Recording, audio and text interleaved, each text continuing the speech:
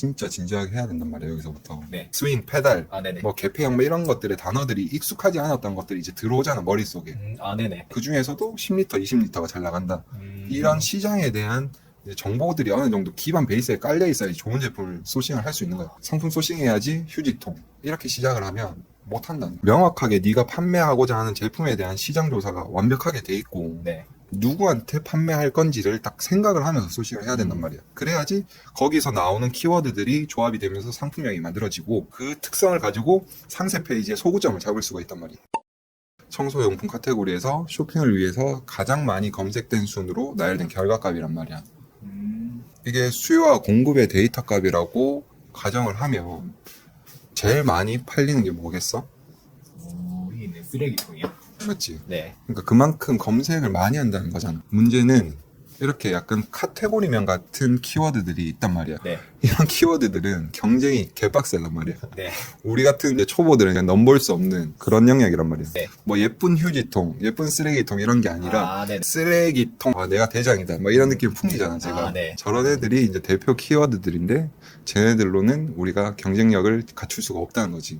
나는 이제 보통 5에서 10페이지 정도? 이제 처음 이제 발을 들이는 카테고리 같은 경우에는 네. 내가 거기에 대한 데이터 값이 없잖아. 네. 한 5에서 10페이지 정도에 있는 키워드들 중에서 이제 특징되는 키워드들을 딱딱딱딱 뽑아낸단 말이에요. 그런 키워드들로 이제 접근을 시작을 하는 거지. 상품 소싱 이제 시작 단계인 거지. 네. 너무 검색량이 없으면 올려놔도 판매가 안 돼. 한 달에 한 개 팔릴까 말까? 막 이렇단 말이야. 네. 그건 사실 좀 힘들잖아. 네. 최소 한 달에 한 10개 정도는 나와야지. 한 달 10개. 네. 그런 제품을 3개를 모았다 치자. 네. 그럼 하루에 한 개는 팔리는 거잖아. 총 한 달에 30개를 팔리니까. 네. 그러니까 그런 식으로 소싱할 제품을 이렇게 쌓아간다고 보면 되는 거야. 찾아간다고. 이해되지? 네, 이해됐어요. 내가 지난번에 상품 소싱 관련해서 영상을 올린 게 있는데 거기서도 상품 소싱은 큰 범주에서 목적에 맞게끔 추려나가는 작업이라고 했었잖아. 네. 그럼 우리가 휴지통이란 카테고리 안에서 소싱을 한다고 하면 일단 휴지통으로 3차 분류까지 선택해서 조회했을 때 나오는 탑 500 키워드들을 가볍게 쭉 한번 보는 것부터 시작하는 거지. 네네. 쭉 보면 센서 휴지통, 뭐 자동 휴지통, 페달 휴지통, 화장실, 거리형, 스윙 진짜 많잖아. 네. 이걸 목적에 맞게끔 분류부터 해야 되는데 간단하게 한번 나눠보면 장소별 또는 기능별로 구분할 수 있을 것 같다. 그지? 네네. 장소별로 나눠보면 화장실 휴지통, 사무실 휴지통, 주방 휴지통, 업소용 휴지통 정도 될 것 같고 기능별로 나눠보면 뭐 페달 휴지통, 스윙 휴지통, 원터치 휴지통 정도 되잖아. 네. 그럼 여기서 한번 고민을 해보는 거지. 너가 만약에 이 중에서 하나를 선택해서 상세 페이지를 만들어야 된다고 가정했을 때 장소나 기능 중에 어떤 걸 부각시키는 게 차별화하기가 좀 더 쉬울 것 같아? 기능이요. 그치? 네. 경험상 기능적인 부분을 부각시키는 게 좀 더 쉬웠던 것 같거든? 페달, 스윙, 원터치처럼 기능적인 부분을 수식해주는 키워드를 기준으로 잡고 다시 한번 세부적으로 보는 거지. 그 전에 이 3가지 키워드 중에 어떤 게 잘 팔릴지를 먼저 판단해야 되는데 어떻게 판단할 수 있을 것 같아? 제 기준으로 봤었을 때 움직이는 거 싫어하니까 원터치. 이 기준 말고 개인의 취향이나 네. 감 말고 데이터 값이 있어야 돼. 판단 근거가 있어야 돼. 객관적인. 원터치. 그러면 일단은 이 3개 중에 어떤 걸로 해야 되는지가 먼저 확인을 해야 되는 거잖아. 네. 그 방법을 지금부터 알려줄게. 네. 아까 내가 쇼핑 인사이트랑 검색어 트렌드가 있다고 했지. 네. 이럴 때 비교군이 여러 개가 있을 때 뭔가를 하나를 선택해야 되는데 판단 근거가 필요할 때는 키워드 트렌드를 보는 거지. 판단 근거가 필요할 때는 그러니까 네. 페달, 스윙, 원터치 3개 중에 뭘 선택을 해야 될지 네. 모를 때 네. 판단 근거를 데이터 값에 근거를 해야 되니까 이 키워드 트렌드에서 내가 쳐볼게. 네. 페달 휴지통, 스윙 휴지통, 원터치 휴지통 이렇게 검색을 입력을 하고 1년으로 해서 검색을 돌려보잖아. 그렇지. 그럼 뭘 팔아야겠어? 제일 많은 거는 페달. 그지. 네. 검색량이 많다고 해서 네. 페달로 바로 팔면 된다 이건 아니거든. 네. 처음에는 이제 전체 판매 수량이 조금 낮더라도 네. 그냥 확실하게 매출이 나는 제품으로 소싱하는 게 우선이단 말이야. 당연히 페달이 조회수가 많으니까 팔릴 확률이 더 높긴 하겠지만 네. 그만큼 경쟁자 수도 많겠지. 네. 경쟁자 수나 전반적으로 고려했을 때 내가 봤을 때는 스윙이나 원터치 쪽으로 가는 게 좀 더 확률이 높지. 초보자 오히려, 입장에서. 오히려 높은 거 피해서. 이렇게 검색어 트렌드에서 비교군 중에 선택 근거가 필요할 때는 이게 진짜 좋은 판단 근거를 제공한단 말이야. 네. 그리고 특히 판매 시기에 대한 과거 데이터를 확인할 수 있다는 게 제일 좋은 점이거든. 여기 보면 여름에 냄새가 많이 나니까 페달 휴지통, 이게 페달이 이제 뚜껑을 여는 페달이잖아. 네. 그래서 뚜껑 달린 휴지통 검색량이 확연히 올라가는 거야. 그 월별로 이렇게 있으니까. 그리고 1월부터는 세 개 상품 모두 검색량이 이렇게 높아지는 추세가 있잖아. 높아지잖아. 그지? 네. 그럼 우리는 언제 시작해야 되겠어, 이거를? 1월부터니까 지금 12월. 지금 시작해야 돼. 늦은 것 같은데. 맞지? 네. 지금 이렇게 데이터 값이 그래프가 올라간다 해서 지금 네. 당장 팔면 되겠구나 이렇게 하면 안 돼. 그러니까 최소 2달 전에는 판매할 준비 세팅이 되어 있어야지 어느 정도. 그러니까 어떻게 해야 되겠어? 올해는 이미 늦었다고 치더라도 네. 내년에는 한 10월, 11월부터 준비를 해서 우리가 이렇게 데이터 트래픽이 올라가는 이 구간에서 수혜를 좀 받아야 된다는 거죠. 미리 준비를 해서. 일단 1차적으로 네가 검색어 트렌드에서 어떤 게 잘 팔리고 어느 시기에 잘 팔리는지 대충 감을 잡았잖아. 네. 좁힌 검색창에다가 검색을 한번 해보는 거야. 왜냐면 이렇게 1차로 얻은 정보로 그냥 키워드 검색량이 제일 많으니까 이걸로 해야지가 아니라 한번 검색해보면 또 보이는 게 다른 게 있거든. 네. 그럼 페달 휴지통으로 한번 검색을 해볼게. 네. 한번 쭉 봐봐봐. 그 다음에 스윙 휴지통으로도 한번 검색해볼게.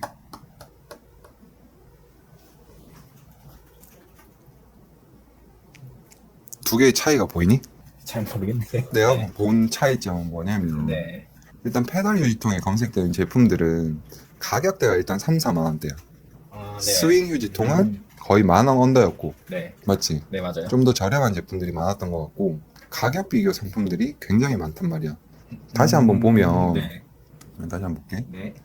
광고 영역 빼고는 다 가격 비교로 묶인 상품들이잖아. 맞네요. 그치? 네.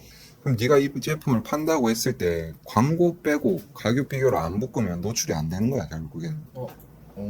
가격 비교 상품이 많으면 노출이 어려워요? 이게 네. 그 내부 로직이 바뀌면서 네. 브랜드 카탈로그나 네. 가격 비교로 묶여 있는 애들이 상위로 네. 노출되게끔 돼 있단 말이에요, 로직이.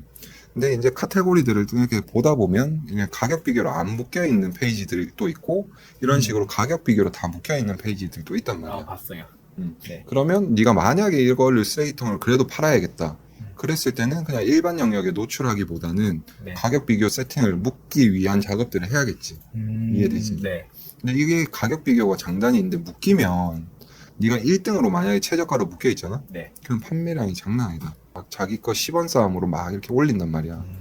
근데 그런 거는 외부 요인에 의해서 등락이 높다 보니까 좀 안정적으로 운영하기는 힘들고 그나마 이제 스윙 유통에서는 일반 영역에 가격 비교도 있긴 있지만 일반 영역 제품들도 많이 올라와 있잖아. 네. 그러니까 이런 제품으로 접근을 하는 게 초보자 입장에서는 좀 더 안정적으로 매출을 낼 수 있는 거지. 나중에는 가격 네. 비교고 뭐 그런 거 없지. 그냥 광고로 다 때려 넣는 거지. 처음이니까 처음에는 그래서 이런 안정적으로 뭔가 판매 성향이나 판매 흐름을 네가 체감할 수 있는 그런 시장 안에서 시작을 하는 게 경험상 도움이 되는 거지. 거기서 어느 정도 레벨을 올린 다음에 그 다음으로 올라가는 거지. 네. 최종 목표는 메인 키워드, 내가 가장 많이 노출시키고 싶은 메인 키워드를 바로 맨 앞에다 배치해갖고 거기서 노출되는 것까지 레벨을 올려나가는 거지. 한 단계씩. 네. 그냥 쪼랩이라고 니는. 네. 레벨업을 계속 해나가야 된단 말이야. 네. 그리고 여기서 또 중요한 게 이 제품 보면 상품 속성들을 엄청 꼼꼼하게 입력해놨잖아. 카테고리별로 주어진 상품 속성이 다 다르단 말이야. 네. 근데 얘는 다 입력을 해놓은 것 같아. 형태, 뭐 개폐 방식, 재질, 특징, 용량 이런 게 다 적혀놔있잖아. 근데 나는 쓰레기통을 취급은 안 해봤는데 어쨌든 종량제 봉투 규격이란 게 나는 제일 눈에 들어온단 말이야. 특징이에요. 네. 그럼 네가 해야 되는 건 뭐겠어? 종량제 봉투 규격을 먼저 명확하게 알아야 될 것 네. 같지 않니? 알아야 돼요. 왜냐면 내가 사용자라고 치면 이게 종량제 봉투 규격에 딱 맞는 게 있으면 쓸 때도 그냥 바로 그거 껴서 쓰고 뺄 때도 그거 바로 묶어서 버리면 되잖아. 네. 쓰레기통. 맞지? 네. 이걸 한번 검색을 해보는 거야. 진짜 봉투 규격을 네이버에다가 네이버에 종량제 봉투 규격 그리고 검색을 한번 해볼게. 나오잖아 여기. 2, 5, 10, 20, 50, 75리터로 6개가 있고 업소용 또 따로 있잖아. 20, 50, 75 3종으로 나뉘잖아. 앞에 게 가족용 2, 50, 20, 50, 어. 75. 이렇게 명확한 단위를 알고 우리가 상품 페이지를 다시 보면 다른 판매자들이 상품명이 10리터, 20리터라고 속성에 말고 상품명에 막 기재를 해놨었잖아. 아, 네. 업소용도 20리터부터 시작하니까 약간 좀 중간점에 있다 보니까 제일 많이 쓴다고 생각하면 되겠네요. 10리터나. 뭐 그렇게 봐도 네. 되지. 그러니까 네. 가정용에도 20이 있고 네. 업소용에도 20이 있으니까 네. 중복되니까 둘 다 먹겠다 뭐 이런 거일 네. 수도 있고. 네. 내가 봤을 때는 타겟이 나뉠 거예요. 근데 가정용은 가정용대로 업소용은 업소용대로 상품이 나뉠 거란 말이야. 판매 자체가. 네네. 근데 어쨌든 그냥 다르게 한번 유추를 해보면 가정용으로 사용하는 쓰레기통은 2리터나 5리터 이제 너무 작은 것보다는 10리터, 20리터가 시장성이 좀 더 있다라고 볼 수도 있는 거잖아. 많이 찾는 선호하는 사이즈라고 볼 수 있는 거잖아. 네. 가정용에서 10리터, 20리터 사이즈들이 시장성이 있구나라고 판단을 했으면 우리가 도매 사이트나 1688에서 검색을 할 때 어떻게 해야 되겠니? 뒤에 이제 음. 쓰레기통 10리터. 그렇지. 뭐 열을 아는구나 하나를 가르치니까. 해가지고 거기에 맞는 사이즈의 쓰레기통 그치. 찾는다. 검색어를 좀 더 디테일하게 하는 거야. 아, 네. 단순하게 휴지통 이렇게 했을 때는 너무 방대하잖아. 많으니까. 근데 우리가 정작 가용할 수 있는 자본금 안에서 최대 효율을 낼 수 있는 키워드들을 만들어내는 거지, 출연해서. 번역본이나 이제 단어들로 가지고 국내 사이트나 1688에서 검색을 돌리는 거지. 이해했어요. 그러니까 이거는 이론적인 부분이야. 아, 데이터 네. 랩을 활용하는 방법. 네. 알겠지? 데이터 랩만 본다 해서 상품 소싱은 되진 않아. 이런 시스템으로 이걸 활용을 하면 효율성을 높일 수 있다? 뭐 이 정도? 어떻게 먼저 시작해야 될지. 아까도 말했지만 네. 우리가 대형 키워드, 메인 키워드들을 건드릴 수가 없기 때문에 네. 이런 중소형 키워드를 하나씩 발굴해 나가다 보면 네. 우리가 몰랐던 것들을 알잖아. 네. 그러니까 휴지통 안에서도 어떤 제품이 잘 팔리고 어떤 특성을 가진 애들이 좀 더 잘 팔리는지. 뭐 매도를 제일 많이 나가고. 그치. 그건 1단계고. 아, 네. 그 다음에 뭐 스윙, 페달, 아, 네네. 뭐 개폐형 뭐 이런 것들의 단어들이 익숙하지 않았던 것들이 이제 들어오잖아, 머릿속에. 아, 네네. 그 중에서도 10리터, 20리터가 잘 나간다. 이런 시장에 대한 이제 정보들이 어느 정도 기반 베이스에 깔려 있어야지 좋은 제품을 소싱을 할 수 있는 거야. 상품 소싱해야지 휴지통. 이렇게 시작을 하면 못한다. 너무 많아지. 하더라도 진짜 생뚱맞은 거, 진짜 판매가 안 되는 것들을 할 확률이 또 높아지는 거고. 네. 초반 작업이 엄청 귀찮고 번거롭고 오래 걸리는데 꼼꼼하게 한 애들은 네. 그냥 내 경험상에서는 그냥 꾸준히 잘 팔리더라. 진짜. 근데 대충 막 한 애들 있지. 진짜 운 좋게 반짝 팔릴 수는 있는데 바로 떨어져 나간다. 대충 막 한다는 게 일단은 그냥 그대로 이렇게. 그냥 이런 거지. 네. 예를 들어서 다른 사람이 잘 파네? 저 괜찮겠다. 그냥 나도 저거 해야지. 그냥 그런 식으로 딱 접근을 하게 되면 그렇게 가면 가격 경쟁이 필연적으로 눈에 보이잖아. 네. 왜냐면 이 사람이 판매하고 있는 걸 똑같이 가니까 달라질 수 있는 거는 가격밖에 없잖아. 네. 그래서 10원 뛰기 싸움을 하는데 그렇게 하면 안 된다고. 롱런이 안 된다고. 그랬을 때 만약에 그 셀러를 내가 이겼다고 치자. 네. 다른 후발주자가 또 들어왔어. 10원 낮게. 이게 어떻게 처리할 건데? 골치 아프네요. 명확하게 네가 판매하고자 하는 제품에 대한 시장 조사가 완벽하게 돼 있고 네. 누구한테 판매할 건지를 딱 생각을 하면서 소싱을 해야 된단 말이야. 그래야지 거기서 나오는 키워드들이 조합이 되면서 상품명이 만들어지고 그 특성을 가지고 상세 페이지에 소구점을 잡을 수가 있단 말이야. 아, 네. 크게 보면 네. 그런 식으로 일이 이렇게 연결이 된단 말이야. 알겠지? 네. 그래서 오늘은 내가 상품 소싱하는 거에 대한 개괄적인 이제 방법, 접근 방법에 대한 설명이거든. 네. 그렇지? 이해가 대충 돼? 네, 이해됐어요.